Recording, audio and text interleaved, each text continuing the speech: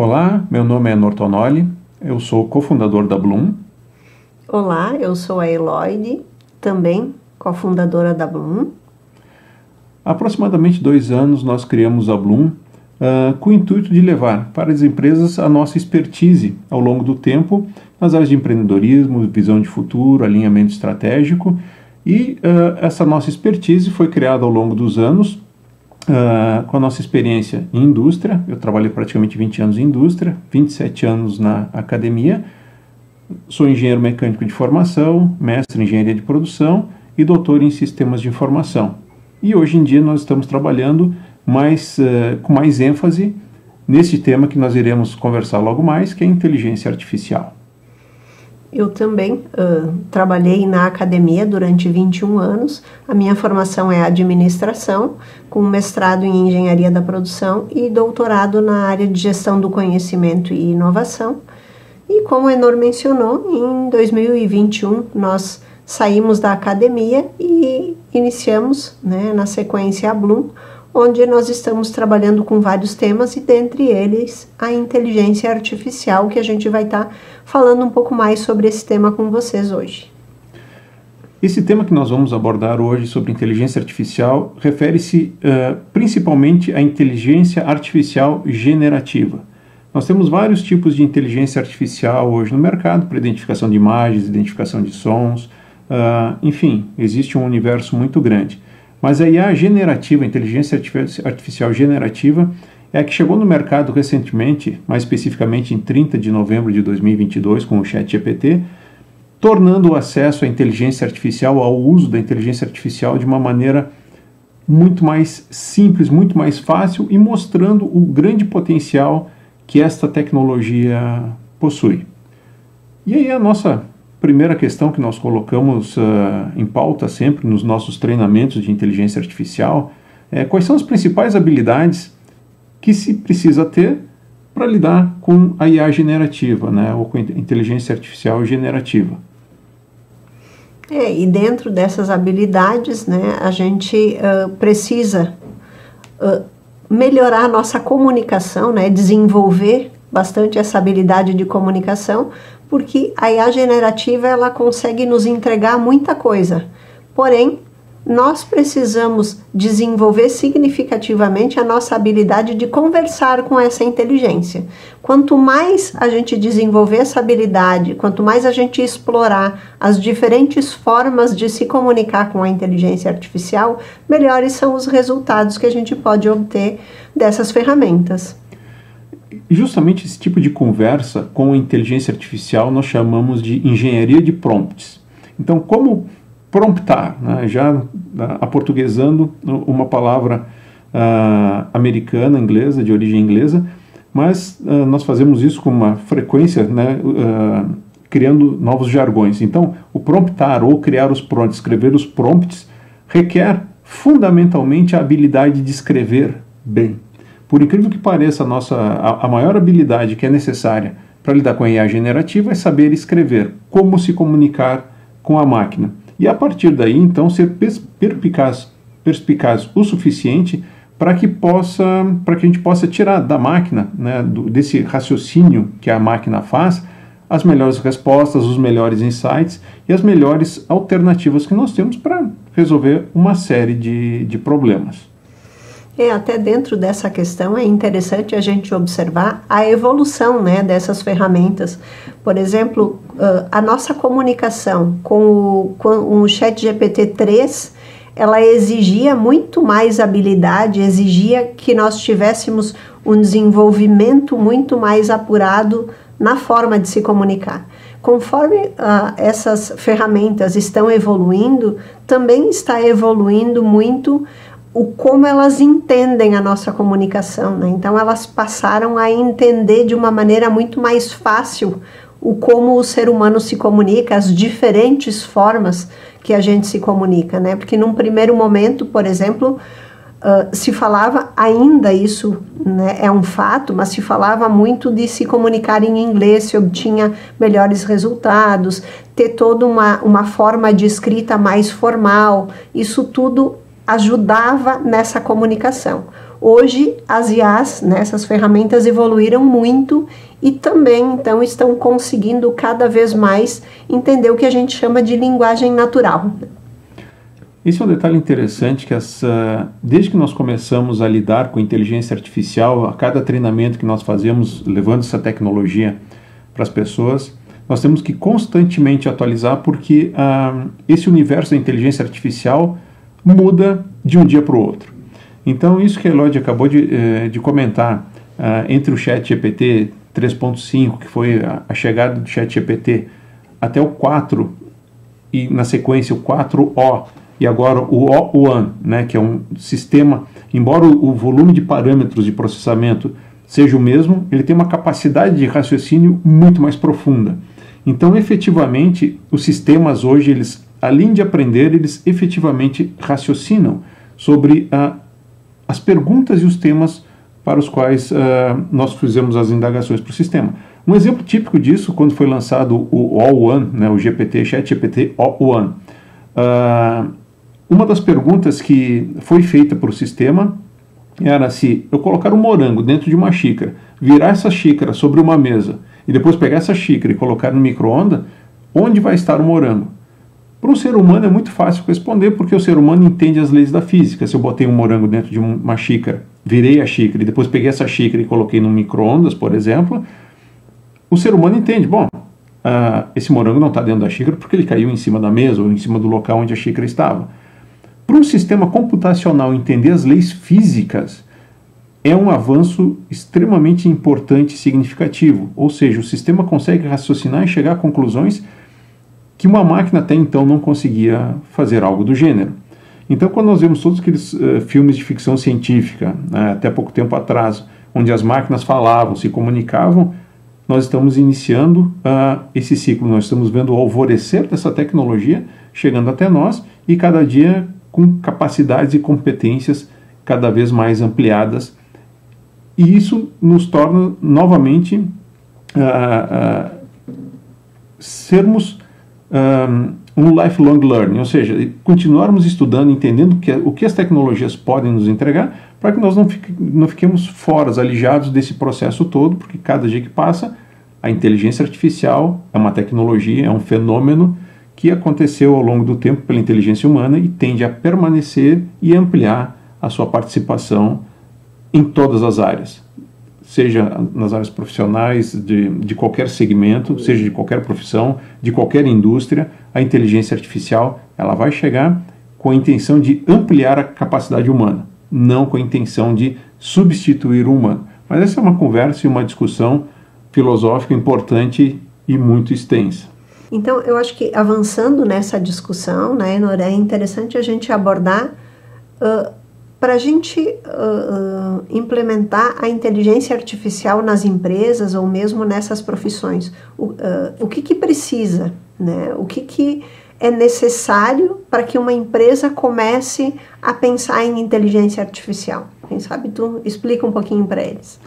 A nossa experiência demonstrou que existem 3 itens que são importantes a serem levados em consideração quando nós vamos levar a inteligência artificial para as organizações.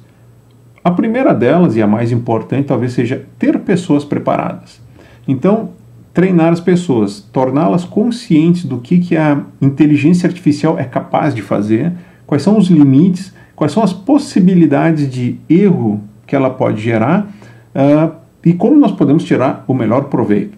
Um dos pontos mais importantes que existe hoje dentro da inteligência artificial e que se fala muito é o quanto a máquina pode alucinar, ou seja, produzir respostas erradas, e que nós, se não conhecermos adequadamente o assunto para o qual nós estamos utilizando a inteligência artificial, é muito fácil ela nos enganar, entre aspas, com uma resposta muito bem estruturada, muito bem feita, porque basicamente a inteligência artificial que nós trabalhamos hoje, elas são chamadas de LLMs, ou Large Language Models, grandes modelos de linguagem.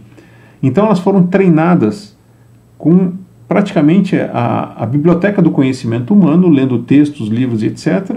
Então ela consegue entender perfeitamente bem o que se escreve e o que se fala. Mas, como a Elodie comentou antes, se eu não sei escrever muito bem, eu provavelmente vou gerar equívoco na hora de interpretação da máquina. Então, preciso ter pessoas preparadas que entendam quais são os limites da máquina e como conversar com a máquina para que justamente possa se tirar o melhor proveito. O segundo item, quando a gente fala em termos organizacionais, isso deve fazer parte da estratégia da empresa e não um item, um componente separado, onde cai de paraquedas no meio do dia a dia da empresa. A gente sabe que qualquer coisa que nós coloquemos no dia a dia da empresa, diferente daquilo que foi projetado, daquilo que foi pensado, de tudo que foi arquitetado para a empresa poder atingir seus objetivos, acaba desviando a atenção, reduz produtividade e interfere no resultado final. Então é importante que esteja também dentro da estratégia. E obviamente, né, por fim, é importante que a organização pense em ter um orçamento para poder levar esse tipo de tecnologia para dentro da organização. Mas quando a gente fala em orçamento para inteligência artificial, eu separaria em dois aspectos. Um é preparar as pessoas, então treiná-las para que elas possam efetivamente entender, interagir e tirar o melhor resultado das máquinas. E o segundo é poder assinar, eventualmente, ferramentas que vão dar esse poder de processamento e capacidade de raciocínio da máquina para que as pessoas possam tirar o melhor proveito. Então são 3 itens que são importantes: ter pessoas preparadas, estar no orçamento, né, ter um orçamento e estar na estratégia da organização para que isso possa acontecer de uma maneira adequada e organizada, obviamente, né? Eu acho que dentro disso eu acrescentaria mais uma questão que é extremamente importante, que é a cultura dos dados. Né? Quando se fala em inteligência artificial, né, em ter gente preparada para fazer as perguntas certas, isso não é o suficiente se eu não tiver bons dados. Né? Uma das dificuldades que a gente percebe é tanto na questão da clareza dos dados, como eles estão estruturados, onde se busca esses dados, como as pessoas, por exemplo, estão inserindo dados e informações, né? Como elas estão inserindo informações dentro do sistema? Elas estão escrevendo de uma maneira adequada para que não haja um entendimento dúbio né, na hora da IA buscar esses dados e nos dar uma resposta em relação a alguma pergunta que a gente tenha feito. Então, isso tudo acaba gerando uma série de alucinações, que muitas vezes a gente diz, a IA tá alucinando. Na verdade, são os nossos dados que não estão preparados para dar essas respostas, porque eles têm duplo entendimento, né? Nós já tivemos situações de estar numa empresa avaliando os dados para criar um chatbot, por exemplo, e ele acabava dando respostas equivocadas, e quando nós fomos identificar o texto, esse texto precisava de vários ajustes, porque até um ser humano, quando começasse a ler todas aquelas informações que nós estávamos dando para a inteligência, poderia se equivocar, né? Então, a gente tem que tomar uma série de cuidados nesse sentido para poder ter o melhor resultado, né? Então, todo um trabalho de dados também acaba sendo necessário, uma revisão desses dados para que a gente obtenha os melhores resultados. O que a gente comenta é a higienização dos dados, deixá-los claros, limpos. É comum dentro dos sistemas das organizações uma coisa muito simples, né? Por exemplo, alguém vai escrever o nome de alguma cidade. Então, por exemplo, na Farroupilha é mais difícil de ter problemas na escrita do nome. Mas quando for, por exemplo, Caxias do Sul, o pessoal escreve C do Sul, CX do Sul, Caxias do Sul, Bento Gonçalves, alguns escrevem BG, B.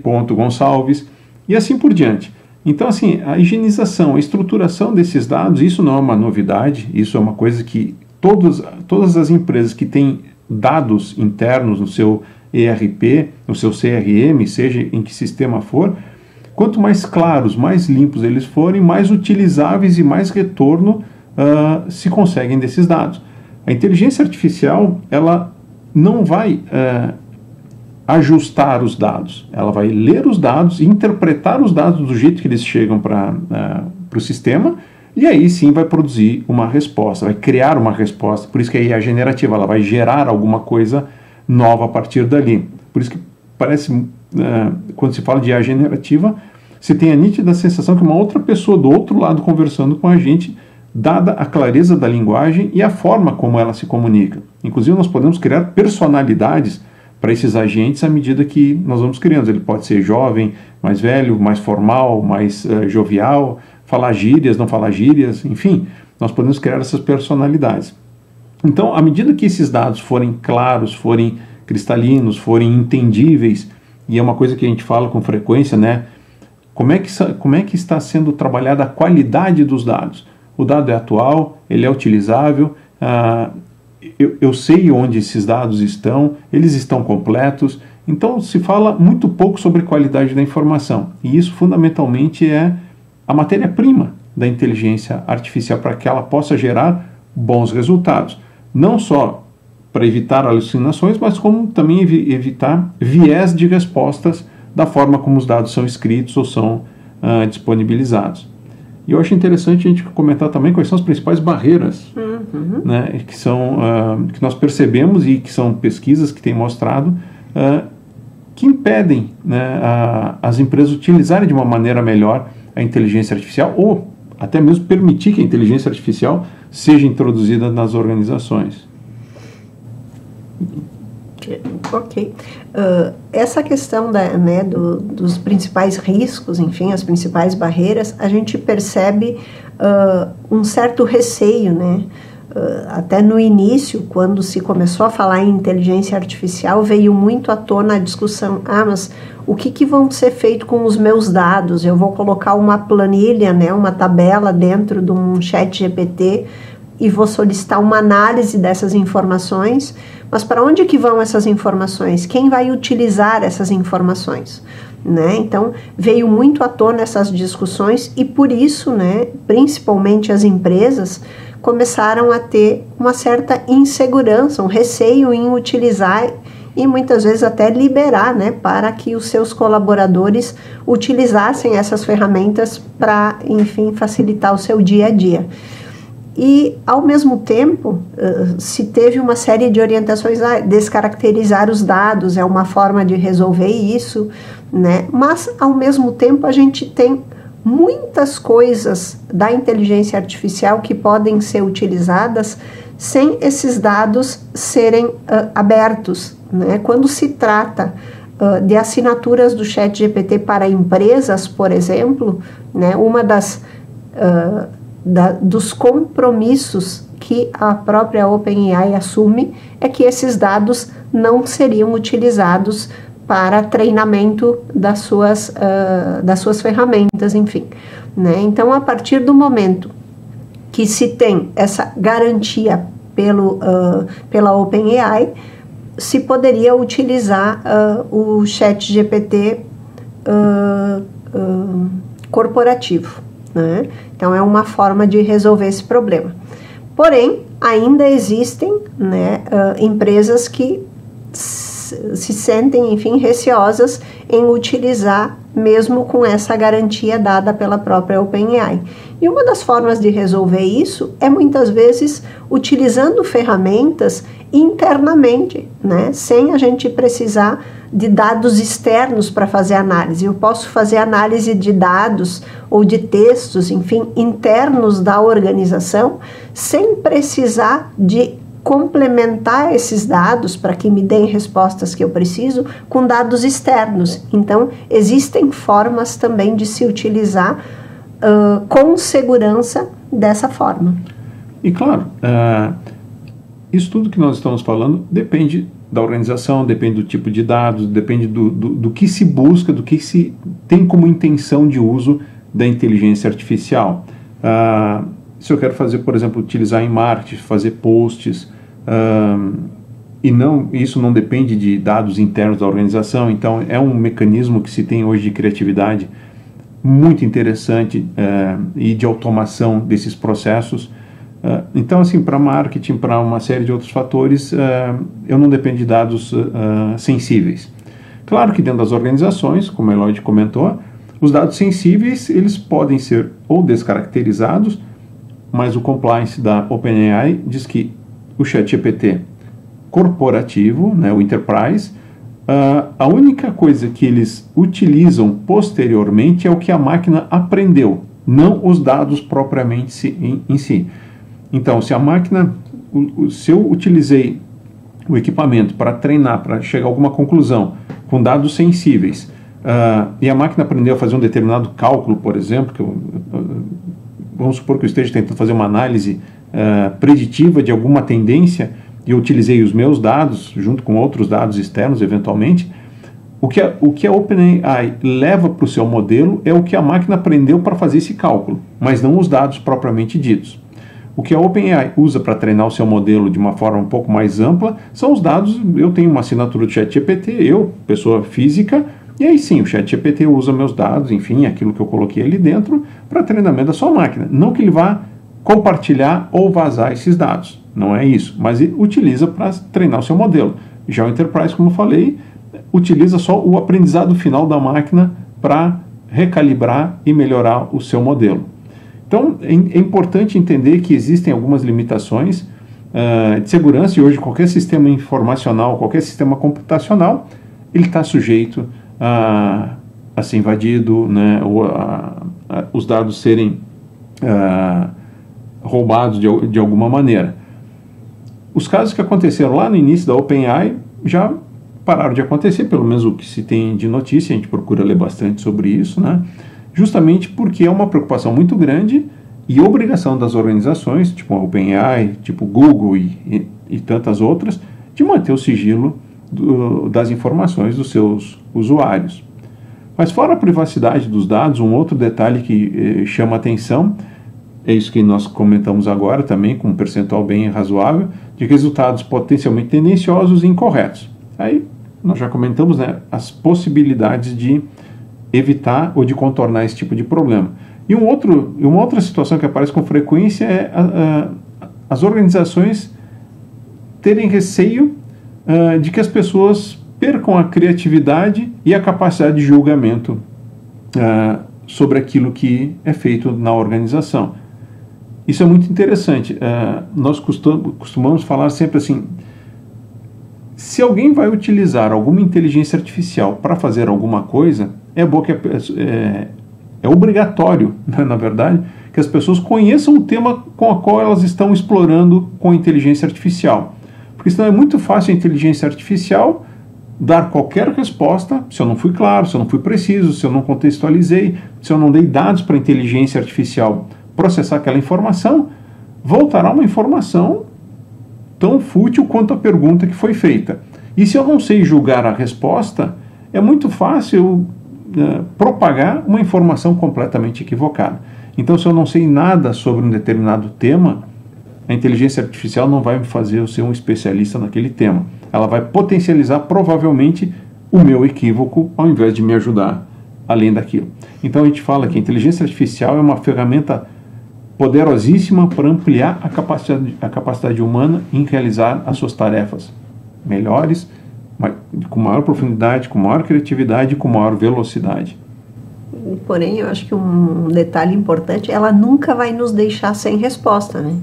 Então, se a gente não foi claro, ela vai nos dar uma resposta do que ela entendeu e não necessariamente é o que a gente está buscando, né? Então, é por isso que se fala muito no desenvolver a habilidade de escrita, né, de se comunicar com a ferramenta. Isso é o que faz com que essas entregas melhorem exponencialmente do que a gente está buscando, né?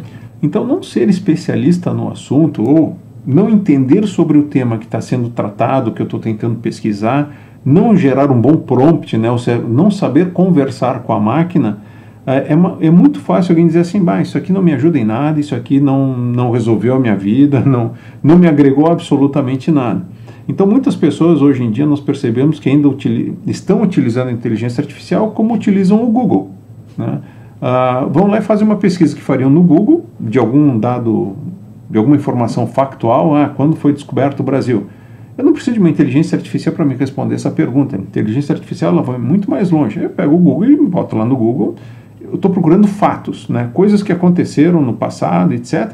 Então, eu uso o Google para isso. A inteligência artificial me leva para um outro patamar. Eu tenho ali dentro, né, a gente costuma brincar que tem o Einstein escondidinho no sótão.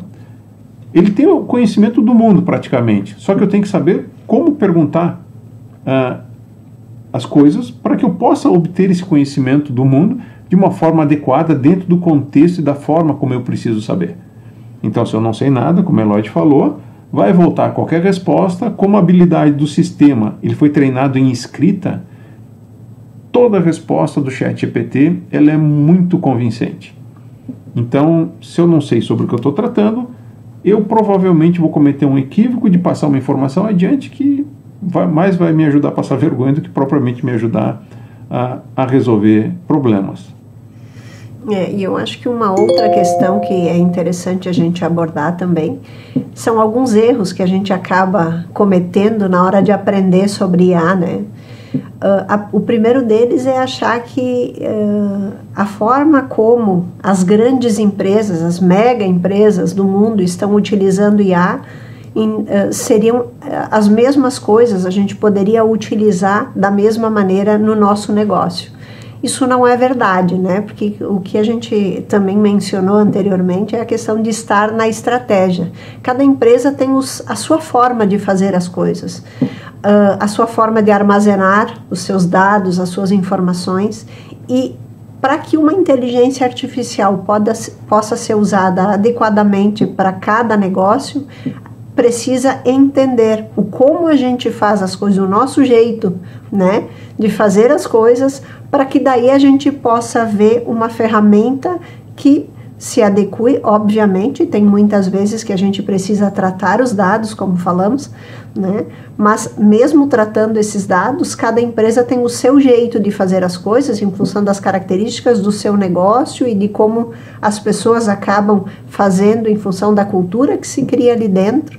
Então, esse entendimento do como nós fazemos as coisas para ver a melhor ferramenta para utilizar, para nos entregar os dados e as informações que a gente quer, as análises que a gente quer, é extremamente importante. Então, isso tem que estar na estratégia, o por onde a gente começa, né? Do que simplesmente, eu vou imitar o meu concorrente, eu vou imitar aquelas empresas utilizando aquelas ferramentas, porque se deu certo lá, vai dar certo na minha empresa também, né? Isso é um grande equívoco que a gente acaba cometendo. Dado esse momento histórico onde a inteligência artificial chega, e é das tecnologias todas que a humanidade lançou até hoje, é a que está tendo a maior velocidade de adoção possível. Então, todo dia, milhares e milhares de pessoas começam a utilizar de alguma maneira a inteligência artificial, a grande parte utilizando sem essa noção do que é possível fazer ou não. Então é muito fácil dentro de uma organização proibir o uso do que potencializar o uso dentro de determinadas condições, que são aquelas três que nós comentamos antes. Preparar as pessoas, ter a estratégia, né, estar dentro da estratégia e ter minimamente um orçamento previsto, dependendo de que projeto vai ser desenvolvido dentro da organização, e aí sempre se sugere projetos pontuais para que se entenda e se possa avaliar o uso e o resultado que se obtém da tecnologia dentro daquela organização.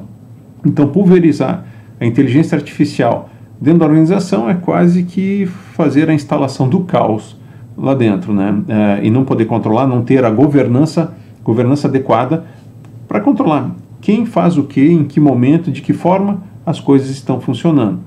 E a gente sempre comenta, né, que em função disso, quem não entendeu a internet quando ela surgiu, não criou as oportunidades com empresas digitais ou com a digitalização. Hoje, quem não entender inteligência artificial também não vai criar oportunidades para que num futuro muito próximo tenha alguma vantagem competitiva nesse mercado.